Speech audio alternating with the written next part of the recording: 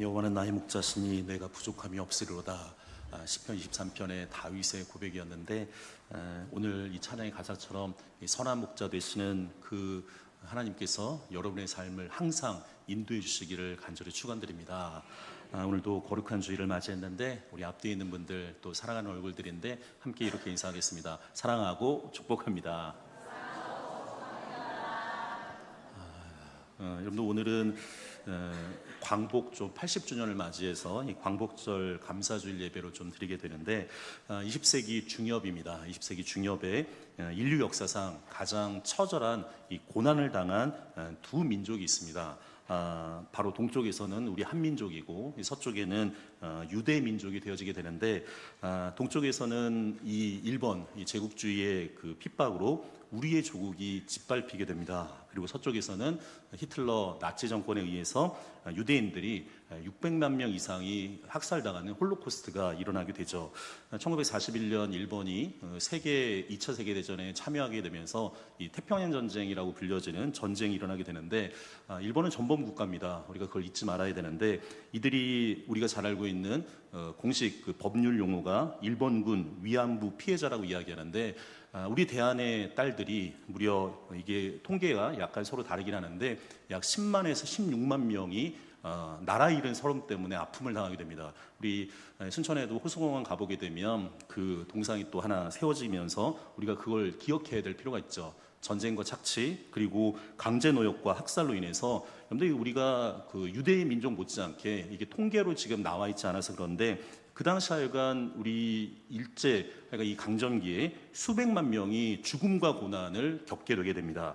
더구나 일본은 그 조선총독부 보호관찰령 제3호라고 해서 1945년 우리가 광복을 8월 15일 날 하게 되는데, 이 8월 17일 날 이 한국 지도자들과 특별히 기독교 지도자들을 전부 하여간 다 숙청하려고, 죽이려는 계획을 세우게 됩니다. 왜냐하면 근데 일제 강점기 때 그 특별히 기독교가 이 순천 지역도 마찬가지지만 근대화를 이루게 되죠. 특별히 학교와 병원과 교회를 통해서 한국 민주주의 정치의 기틀을 만드는 게 특별히 한국 교회가 되어지게 되는데, 이들을 하여간 죽이려는 계획을 세우게 됩니다. 근데 바로 이틀 전에, 그러니까 1945년 8월 15일 날 예상치 못한 하여간 해방, 이 광복의 은혜를 맞이하게 되죠. 그런데 만약에 이게 지금 이틀이 만약에 그 늦었다고 되면 어떻게 될까요? 이거는 뭐 참혹한 또 역사의 그 한 자락의 페이지를 쓰게 되는데, 그러니까 하나님의 강권적인 이 개입을 통해서 그 이틀이 절망의 끝이 아니라 은혜의 시작이 되어지는 것을 보게 됩니다. 사랑하는 일명 성도 여러분,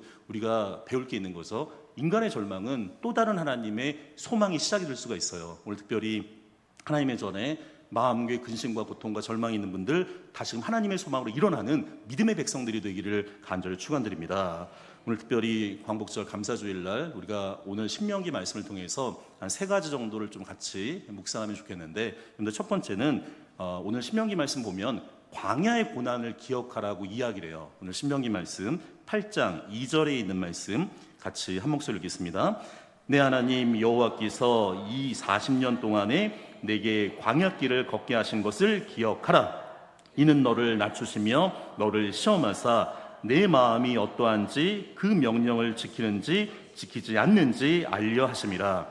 그런데 우리가 보고 있는 이 신명기는 굉장히 중요한 성경책입니다. 우리가 창세기, 출애굽기, 레위기, 민수기, 신명기 이 5권을 율법서라고 얘기해요. 이걸 토라라고 이야기하는데, 특별히 이 율법서의 마지막 책이 신명기가 되어지게 되는데, 이 신명기는 이 모세가 이 가나안 땅으로 들어가기 전에 이 믿음의 이 후대들에게 주는 고별 설교예요. 그래서 특별히 오늘 이 신명기 가운데 중요한 말씀 중에 앞에 보면 쉐마라는 말이 있는데 들으라는 거예요. 그러니까 이 말씀은 너희들이 가나안 땅에 들어가서도 반드시 들어야 된다. 특별히 오늘 제가 설교 제목을 잊지 말고 기억하라고 이야기하는데, 이 그 모세가 고별 설교의 핵심은 다른 게 아니라 이 하나님의 말씀을 잊지 말고 기억하라는 거예요. 하나님은 오늘 이스라엘 백성들에게 뭐라고 얘기하냐면, 2절 말씀 보시게 되면 내 하나님 여호와께서 이 40년 동안 광야의 길을 걷게 했다는 거예요. 이걸 이제 신약 성경에서는 광야학교라고 이야기하는데, 이 광야학교를 주신 이유가 있어요. 오늘 성경 말씀 보시게 되면 하반절에 보게 되면 너를 낮추시고, 여러분들 우리가 교만은 가장 큰 죄가 되어지게 되는데 하나님이 우리를 낮추시고 겸손하게 하는 거죠. 그리고 여러분들 시험을 통해서 우리가 더 성장할 수 있게 되고, 그리고 또 내 마음이 어떤지, 그 명령을 지키는지 지키지 않는지를 알기 위해서 하나님이 이 광야 학교의 시험을 주셨다는 것을 보게 돼요. 여러분들 우리가 인생을 살다 보면 고난이 있습니다. 근데 이 고난을 잊지 말아야 되는 이유가 뭐냐면, 그 고난 속에서도 하나님의 보이지 않는 은혜의 손길이 있고 하나님의 살아심을 경험하기 때문에 그래요. 사랑하는 엘리메 성도분, 매 순간순간마다 보이지 않는 그 하나님의 은혜를 늘 체험하는 저 여러분이 되어지기를 간절히 축원드립니다. 1939년부터 45년 이 제2차 세계대전 때 나치 독일은 유대인들을 600만 명 이상 거의 학살을 하게 되죠. 이 도카스실 같은 데다 하여간 대량으로 정말 이 사람을 처참하게 죽이게 되어지게 되는데, 그런데 이 비극적인 대학살을 기억하기 위해서 이 유대인들이 세계적인 그 당시 건축가였던 모셰 사푸디라는 사람이 있는데, 이 사람이 이제 설계하고 예루살렘에다가 이 박물관을 하나 짓게 됩니다. 그 박물관 이름이 야드 바셈 홀로코스트 이제 박물관인데, 그림 한번 보여주시겠습니까? 그림 한번 보여주시게 되면 나중에 저희가 성지순례 가면 여기도 한번 가면 좋겠는데, 그림 한번 다시 보여주시죠. 그림 없나요? 예, 보시게 되면 저기가 이제 야드바셀 홀로코스트 박물관이 되어지게 되는데, 여기에 가보면 이 야드바셈에서 그 당시 많은 유대인들이 죽음을 당하게 되죠. 정말로 말할 수 없는 고통과 여러 가지 상황 속에서 죽음을 당하게 되는데, 이 후손들이 이것을 기억합니다. 그 다음 장 그림 한번 보여주시게 되면 이 야드바셈이라는 히브리 말 뜻 자체가 이름을 기억하라고 하는 건데, 여기서 이렇게 딱 보게 되면 저렇게 이제 구조물이 만들어져 있는데, 보시게 되면 조그만 이렇게 사각형모양으로 되는 게 사람들이에요. 그 당시 2차 세계대전 때 죽음을 당했던 많은 사람들을 거기에다가 이제 기억하기 위해서 만들어 놓은 거죠. 그림은 내려줘 좋고, 저 기념관 입구에 보면 이런 글귀가 이제 써져 있다고 하는데, 뭐라고 써져 있냐면 용서하라, 그러나 잊지는 말라. 그 말이 여기 안에 새겨져 있는 거죠. 근데 이게 지난 역사의 비극을 용서하지도 못하고 잊어버리고 사는 것과는 굉장히 대조적인 이야기가 되어지게 되는데, 여러분들 중요한 역사적인 용어가 있습니다. 이게 다른 말이 아니라 많이 들어보실 텐데, 역사를 잊은 민족에게는 미래가 없다는 말이에요. 이건 굉장히 중요한 이야기인데, 여러분들 역사는 이게 시간으로 보게 되면 과거와 현재와 미래가 있게 되는데, 과거의 이 망각된 사실을 현재 속에 기억하면서 미래를 위해서 재현하면서 거기에 의미를 갖게 되는 거거든요. 특별히 역사가 중요한 이유는 딱 한마디로 이야기하면 교훈이에요. 지나간 과거의 역사 속에서 교훈을 얻지 못하게 되어지게 되면 그 일은 똑같이 반복되어지게 돼요. 그러면 미래가 없는 그러한 민족이 되는 거죠. 그래서 역사를 잊은 민족에게는 미래가 없다는 거예요. 우리가 과거를 잘 기억하고 그 과거에서 교훈을 얻어서 미래지향적으로 나가야 될 필요가 있는 거죠. 특별히 이 대한민국은 1919년 8월 29일 날 나라를 뺏깁니다. 이걸 보통 경술국치라고 이야기하는데, 이 경술년에 나라가 수치를 당했다고 해서 경술국치라고 이야기해요. 1945년 8월 15일 날 해방되게 되는데, 제가 한번 계산을 해봤어요. 이 1910년 8월 29일부터 1945년 8월 15일 해방까지 기간을 봤더니 연수로 치면 34년 11개월 16일이에요. 그러니까 이게 한 아이가 태어나서 장년이 될 때까지 그 시간이죠. 그리고 날짜로 보게 되면 12,770일, 그리고 시간을 보게 되면 306,480시간의 치욕의 시간을 우리가 경험하게 됩니다. 일본이 연합국에 무조건 항복함으로 인해서 우리가 이제 일제에게 빼앗겼던 국권을 회복하게 되죠. 그런데 여기에서 우리가 세상의 역사도 중요하지만 하나님이 우리에게 주시는 민족의 역사 속에서 진리의 소리를 들을 필요가 있어요. 특별히 다시는 이 일제강점기와 같은 비극의 역사를 되풀이하지 말아야 되는 거죠. 또 하나, 너희 조상들이 어떤 고난을 겪었는지를 기억할 필요가 있어요. 다시는 나라를 빼앗기지 말고 하나님이 너희 백성을 얼마나 사랑하시를 기억하는, 그 은혜의 사랑을 기억하는 믿음의 민족들이 되기를 간절히 축원드립니다. 또 하나 중요한 건, 두 번째는 은혜로 살아가는 것을 기억할 필요가 있어요. 오늘 신명기 8장 1절에 하나님이 모세를 통해서 이 가나안 땅을 앞두고 있는 이들에게 이렇게 말씀하시는데, 우리 1절에 있는 말씀 같이 읽겠습니다. 내가 오늘 명하는 모든 명령을 너희는 지켜 행하라. 그리하면 너희가 살고 번성하고 여호와께서 너희의 조상들에게 맹세하신 땅에 들어가서 그것을 차지하리라. 그런데 오늘 성경 보시게 되면 그러니까 그러니까 하나님이 이스라엘 백성들에게 명령한 게 있어요. 그러니까 우리가 잘 알고 있는 십계명인데, 여러분 이 십계명은 두 가지 구조죠. 그러니까 수적으로 이야기하면 하나님만을 사랑해라. 하나님만을 사랑해야 돼요. 그리고 수평적으로 보게 되면 인간과 인간의 사랑의 모습이에요. 그러니까 하나님 나라에는 하나님을 사랑하고 하나님이 내게 주신 사람들을 정말로 적극적으로 사랑하는 게, 그게 하나님이 원하시는 명령이 되어지게 되는데, 문제는 이들이 하나님을 사랑하기보다는 이제 우상을 숭배하게 되고 사람과 사람 사이에 사랑하고 평등해야 되는데, 이게 그래서 하나님 나라의 가장 중요한 원리는 정의와 공의거든요. 우리가 지금 새벽에 이사야, 예레미야, 벌써 에스겔을 넘어가고 있는데 핵심은 그거예요. 왜 하나님의 나라의 백성들, 남유다와 북이스라엘이 멸망했냐면 하나님의 나라 통치 원리인 정의와 공의가 중요한데 이들이 정의롭지 않아요. 오히려 불의하고 부정 가운데 살아가고 우상 숭배로 가득 차기 때문에 이들이 무너지는 거예요. 그런데 성경 말씀 보시게 되면 이들이 가나안 땅에 들어갔을 때 가장 먼저 찾아온 유혹은 다른 게 아니라 교만이에요. 그리고 자만입니다. 그리고 하나님을 잊어버리죠. 신명기 8장 12절과 17절에 보면 모세가 미리 이 얘기를 하거든요.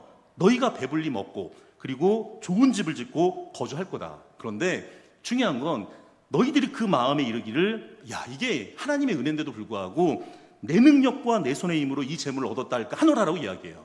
이건 교만인 거죠. 그런데 훗날 이 모세가 이스라엘 백성들한테 얘기하는 건, 너희들이 가나안 땅에 들어가서 잘 살게 될지라도 그것이 우리의 힘과 능력이 아닌 것을 잊지 말고 기억하라는 거예요. 또 하나, 제발 하나님의 은혜를 기억하고 너희 민족을 사랑하신 하나님이 너희들의 역사의 주관자자 진행자이심을 잊지 말고 기억하라는 거예요. 또 하나, 네가 적과 꿀이 흐르는 아름다운 땅에서 풍요로운 삶을 살아가더라도 너희 조상들이 겪었던 고난을 잊지 말고 기억하라는 거예요. 근데 이들이 그것을 잊어버려요. 여러분들, 이것을 왜 잊지 말아야 되냐면 이들이 이렇게 살다 보면 애굽의 종살이로 다시금 돌아가기 때문에 그래요. 이번 주 새벽에 기도하는 분들 너무너무 감사한데, 새벽에 기도하면서 제가 굉장히 마음에 뭉클한 말씀들을 계속 전하게 되는데, 우리가 에스겔서를 봤어요. 에스겔서를 보게 되면 8장부터 11장까지 본문이 나오게 되는데, 이게 하나님이 이스라엘 성전을 떠나가는 모습이 나와요. 그러니까 이 에스겔은 바벨론 포로로 이렇게 잡혀져 있는 상태인데, 하나님이 이 에스겔을 예루살렘에 있는 환상을 보여주는 거죠. 근데 원래 에스겔은 하나님을 예배자로 살아가는 사람이기 때문에 성전을 본다는 게 얼마나 큰 축복이겠어요. 근데 그 성전에 들어갔더니 이 예루살렘 성전에 우상을 숭배하고 이들이 하나님의 뜻대로 살아가지 않아요. 그러면서 하나님이 이 에스겔에게 뭐라고 하냐면 이 하나님의 성전을 떠나간다는 거예요. 정의와 공의가 없고, 여러분, 하나님이 죄 가운데 거하시지 않기 때문에 지금 이스라엘 백성들은 내가 그냥 이 성전에 있는 것만으로도 보호받을 것 같지만 그렇지 않습니다. 중요한 건 하나님의 성전에 있는 것도 중요한데 이 성전 안에서 하나님 앞에 바른 마음과 바른 예배를 드리는 게 되게 중요하죠. 그러면서 하나님의 영광이 점점 떠나가게 되어지게 돼요. 사랑하는 의미의 성도 여러분, 이 이야기가 우리의 현실과 많이 닮아 있어요. 우리가 자유라는 게 굉장히 중요한데, 여러분들, 이 자유가 무제한적인 자유가 아니에요. 이 자유도 아웃라인, 뭔가 이 울타리가 있었을 때 그 자유가 오히려 자족이 되는 거죠. 그런데 이 자유가 너무너무 뛰어넘어가게 되면 이거 우리가 방종이라고 이야기해요. 이 방종이 넘어가게 되면 사회적으로 혼란, 이 아노미 상태가 되어지게 되는데, 여러분들, 우리에게 주신 그 자유를 잘 아름답게 만들어가는 게 굉장히 중요해요. 사랑하는 의미의 성도 여러분, 우리에게 하나님께서 자유를 주셨습니다. 여러분들, 그 자유가 방종이 되어지는 것이 아니라 그 자유를 하나님의 은혜 가운데 누리는 믿음의 백성들이 되기를 간절히 축원드립니다.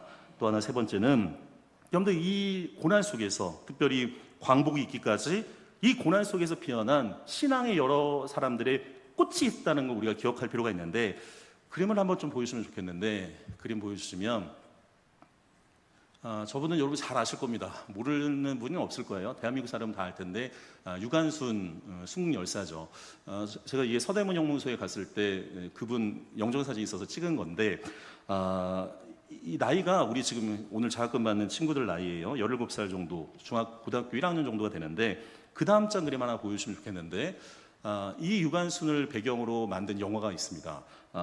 유관순 이야기, 영화 항거라는 이야기가 되어지게 되는데, 1919년 3.1운동이 일어나게 되죠. 그러니까 이 3.1운동으로 이게 3.1운동 끝나는 게 아니라 3.1운동의 정의는 1년여 동안 이 전 국토에서 일어난 항거 운동이에요. 대한독립운동을 그 3.1운동이라고 이야기하게 되는데 이 4월 17일 날 그 당시 이화학당 출신이었던 이 유관순이 이 고향이 충남 병천이거든요. 그래서 이 병천에 가보면 매봉교회라고 해서 유관순 기념교회가 있어서 저도 국내 성지할 때 몇 번 계속 들렸던 교회인데 거기 병천에 보면 아우네 장터가 있습니다. 뭐 이게 순대로 굉장히 유명한 곳이기도 한데 지금은 거기서 이제 만세 운동을 이 유관순이 주동해요. 여러분들 17살이면 정말 꽃다운 나이잖아요. 어떻게 보면 소년인데 그러면서 이 서울에 있는 서대문 감옥에 저기 이제 실화인데 8호실에서 이제 1년 동안 감옥 생활을 하게 됩니다. 그리고 나서 1년이 지났을 때 그 3.1 운동의 그 시점에 맞춰서 지금 일본의 온갖 고문과 모진 탄압을 굴하지 않고 하여간 그때 역시 그 대한독립 만세를 그 감옥에서도 외쳐요. 영화 그 예고편이 하나 있는데 한 1분 30초 정도 될 것 같은데 잠깐 그 영상 한번 보여주시면 좋을 것 같습니다.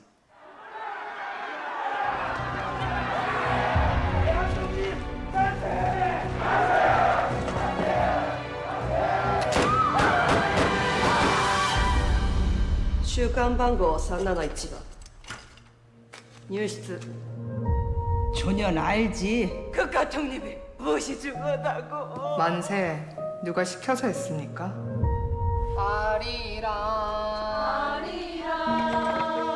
우리 또래 같은데 말 나요.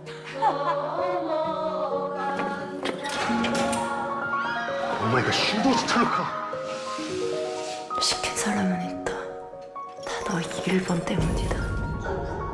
おとなしくしてなさい 무슨 계획이 있어서 이런 건 아니지.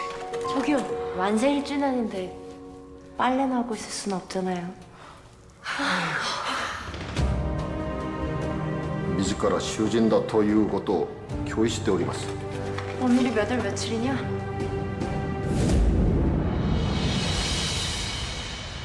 この部屋で始まりました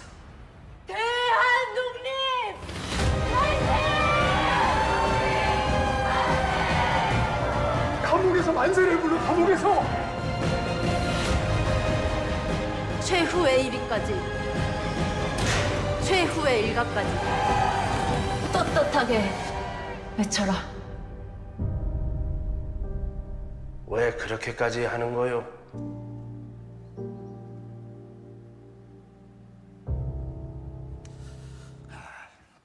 제가 저 장면을 계속 몇 번이고 봐도 이제 마음이 먹먹하고 울컥한데 한국 사람이면 당연히 그런 마음이 들죠. 대한독립 만세 3월 1일 날, 그 4월 1일 날 이 만세를 통해서 그 감옥에 갇혔는데도 불구하고 또다시 그 만세를 외치게 됩니다. 근데 아까 영화 보시게 되면 우리가 좀 주목해야 할 장면이 있는데, 근데 지금 감옥은 그래도 우리 나라가 민주사회가 됐기 때문에 그래도 개인의 인권이 그래도 그 감옥에 있어요. 그래서 최소한의 평수를 그 유지할 수 있도록 하고 뭐 세면도구나 뭐 이렇게 여러 가지를 하게 되는데, 근데 일제 강점기 때는 그렇지 않습니다. 아까 전에 보셨지만 이게 거기 안에 형무소 안에 거기 보면 사람들이 서 있어요. 그리고 밑에 보면 이렇게 누워 있는 분들이 있는데 보통 이제 한 사람한테 적어도 그 한 평 정도를 해야지 사람이 누울 수 있거든요. 근데 하여간 이 일제 강점기 때는 일부러 작은 평수에다 사람을 몰아넣어요. 그러면 이들이 잠을 못 잡니다. 아까 전에 보셨지만 잠을 이렇게 잘 수가 없어요. 그 상태의 감옥으로 만들어 놓은 거예요. 여러분들 우리가 일반 사람이 하루에 그 잠을 못 자면 하루 그 찌뿌둥하고 유지하기가 되게 어렵잖아요. 근데 그 옥고의 시간을 이 17살 된 소녀가 겪어요. 그러면 원망도 많을 거고 불평도 많을 텐데 그렇지 않습니다. 아까 보시면 1년이 지난 뒤에 1920년 3월 1일 날 다시 한번 대한독립 만세를 외쳐요. 이게 뭘까? 이 유관순과 8호실에 있는 여성들이 조국의 독립을 위한 외침과 저항의 상징적인 구호가 돼요. 아까 전에 여러분 대사를 들으셨는지 모르겠는데 이 일제가 그런 얘기를 하잖아요. 왜 그렇게까지 하는 겁니까? 이거 잘 질문 던져보실 필요가 있어요. 왜 그렇게까지 하는 겁니까? 근데 우리가 인생을 살아가는 많은 사람들이 자신의 개인의 영달을 위해서 살아갈 때가 많아요. 물론 개인 행복 중요하죠. 잘 먹고 잘 사는 거 중요해요. 그러나 적어도 이 유관순과 같은 독립을 위해서 했던 사람들은 공동체를 중요하게 여기고 나라를 사랑해요. 여러분들 우리가 그것을 뭐라고 하냐면 애국이라고 이야기해요. 여기 보면 그런 대사가 있습니다. 우리가 떠나도 조국은 절대로 포기하지 않을 것이다. 나는 이 자리에서 항거한다. 근데 우리가 지금까지 이 이야기를 들려주는 이유가 뭐냐면 정신이 되게 중요해요. 근데 이게 개인적으로 자기만 잘 먹고 잘 사는 사람 역사는 기억하지 않습니다. 공동체를 위해서 희생하고 나라를 사랑하는 사람들을 우리가 기억해요. 근데 그 정신이 굉장히 중요한 거죠. 사진을 몇 개를 좀 더 보시면 좋겠는데 사진 하나 보여주시게 되면, 근데 여기 제가 보는 편으로 이제 왼쪽, 여러분 편으로 보면 오른쪽에 보면 그 유명한 도산 안창호 선생입니다. 제가 서대문연구소에 가보았더니 우리나라가 하여간 IT 기술이 좋아서 이게 안창호 선생 딱 치면 이 안창호 선생의 그 독립운동가 수영 기록표가 나와요. 그러니까 이게 보시게 되면 우리가 잘 알고 있는 사진 속에 이 도산의 모습이 이제 나오게 되는데 옆에 보게 되면 한 노인의 모습이 나오죠. 그런데 저 사람이 누굴까요? 똑같은 사람이에요. 도산 안창호 선생이에요. 이 감옥에서 정말 이게 몰골로 변해가면서 나라를 위해서 그렇게 희생해 나가는 거죠. 그 다음 장 그림 하나 더 보여주시면 좋겠는데, 보시게 되면 저 그림은 뭐냐면 나중에 꼭 그 서울에 가셔서 뭐 롯데들도 가고 여러 개 뭐 이렇게 좋은 데 가시기도 하지만 서대문 연구소를 한번 좀 가보시면 좋을 것 같은데, 거기에 가보면 아까 전에 이 도산의 그 독립운동가 수영 기록표가 있는 게 있는데 그 기록표예요. 저기 한 5천여 명에 넘는 분들의 이 독립운동가 수영 기록표가 있어요. 제가 저 자리에 딱 있으면서 저걸 보는데 몇 분 동안 거의 움직이지를 못했는데 생각이 많이 드는 거죠. 누군가는 지금 우리가 이 나라 이곳에 서 있는 건 누군가가 자신의 피와 땀과 눈물을 통해서 나라를 사랑했기 때문에 이 자리에 있는 거예요. 근데 순천 엘림교회도 마찬가지입니다. 우리가 100년의 역사를 자랑하는 이유는 뭐냐면 그 100년 동안 이 믿음의 성전을 지킨 누군가가 있기 때문에 우리가 이 자리에 있게 되는 거죠. 그림 하나를 더 보여주시면 좋겠는데, 오늘은 좀 그 광복절 감사절 그림이 많은데 여러분 교과서에서도 저 시험 볼 때도 많이 나왔던 것 같은데 1905년 11월 20일 날 이 황성신문의 주필이었던 이 장지연이 시리아 방성대곡이라는 제목의 글을 올리게 됩니다. 그러니까 시리아 방성대곡이라는 말 자체는 이날에 목노와 크게 울리라 이래 그런 뜻이에요. 1905년에는 을사늑약이라고 이야기해서 결국에는 우리나라 외교권이 박탈되면서 거의 나라가 힘을 어떻게 보면 그때 국권을 뺏긴 거라고도 마찬가지라고 이야기하는데, 이 장지연이 시리아 방성대곡이라는 글을 이 황성신문 주필이었던 이 분이 쓰게 돼요. 내용은 그런 거예요. 우리가 잘 알고 있는 이토 히로부미, 그러니까 고종 황제의 승인을 받지 않은 상태에서 이 을사늑약의 부당함을 알리고, 그러니까 이토 히로부미뿐만 아니라 근데 우리가 독립운동가도 기억해야 되지만 을사오적도 있어요. 그러니까 이 나라를 팔아먹은 사람들이 있는데 이완용, 뭐 잘 알죠. 박재순, 이지용, 이근택, 권중현, 그러니까 이 사람들이 을사오적인데 이 을사오적을 규탄한 내용이 이 시리아 방송대곡이 되는 거죠. 그림은 내려줘 좋고, 여러분들 저 안에 울분이 담겨져 있어요. 그러니까 이 울분은 여러분들 이게 영적으로 보게 되면 인간적인 감정뿐만 아니라 하나님의 정의를 외면하지 않으려는 한 백성의 영적인 탄식일 수가 있어요. 여러분들 우리 엘림교회가 100년의 역사를 자랑합니다. 근데 거기에서 자랑으로 끝나는 게 아니라 시대의 빛과 등불의 역할을 감당하는 그런 믿음의 교회가 되기를 간절히 축원드립니다. 오늘 말씀을 마무리하면서 하나님 우리에게 말씀하시는 거죠. 기억하라. 다시는 그 종살이로 돌아가지 말아라. 잊지 말아라. 내가 너희를 사랑하여서 지금 이 은혜의 자리에 있고 구원에 있음을 기억해라. 여러분들 이 광복이라고 이야기하는 건 빛을 되찾았다는 의미예요. 우리가 어둠 속에 있었지만 이제는 그 빛을 되찾았어요. 이 빼앗긴 주권을 되찾는 우리가 이 광복절의 해방의 기쁨을 누리게 되는 거죠. 특별히 근데 이 광복은 정치적인 해방뿐만 아니라 신사참의 광요로부터 그리고 종교의 자유를 회복한 영적인 해방의 날이에요. 우리 엘림교회에게도 굉장히 의미가 있는데, 우리 엘림교회가 특별히 순천 노회에서 이 원탁회 사건이 있는데 우리 교회, 그 상산일 교회 그 당시 담임이었던 강병당 목사님이 이 신사참배를 반대하면서 이 순천 노회가 한국 교회 단일 노회 사상 가장 큰 그 고통의 시계를 받게 되거든요. 그러면서 이 엘림교회, 그 당시 상산교회인데 문을 닫아요. 해방 이후에 그리고 한국전쟁 뒤에 1957년에 이제 다시금 문을 열게 되어지게 되는데, 우리에게도 이 광복은 너무너무 중요한 분기점이 되는 거죠. 사랑하는 엘리메 성도 여러분, 우리가 이 광복절에 다시 한번 다짐해 볼 필요가 있어요. 하나님의 은혜를 잊지 말아야 되고, 그리고 이 나라와 이 민족을 위해 헌신했던 그들의 피와 땀과 눈물을 잊지 말아야 되는 거죠. 그리고 오늘 또 우리 장학금 맞는 우리 다음 세대들이 있는데 이 후손들에게 하나님의 은혜와 바른 신앙을 전하는 믿음의 백성들이 되기를 간절히 축원드립니다. 올해는 특별히 80주년이에요. 우리가 100주년을 맞이했는데 이 80주년 광복절에 하나님께 감사 영광을 돌릴 뿐만 아니라 해방의 은혜의 기초를 통해서 우리 사회가 정의와 화해, 평화와 그리고 다음 세대의 신앙 계승까지 연결되는 그 사명을 확인하는 믿음의 교회로 우리가 더욱더 발돋움하는 그런 교회가 되어지기를 간절히 축원드립니다. 기도하겠습니다.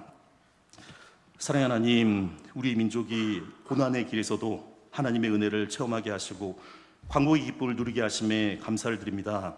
우리가 그 은혜를 잊지 않고 역사의 주관자이자 진행자이신 하나님을 경외하며 살아가게 하여 주옵소서.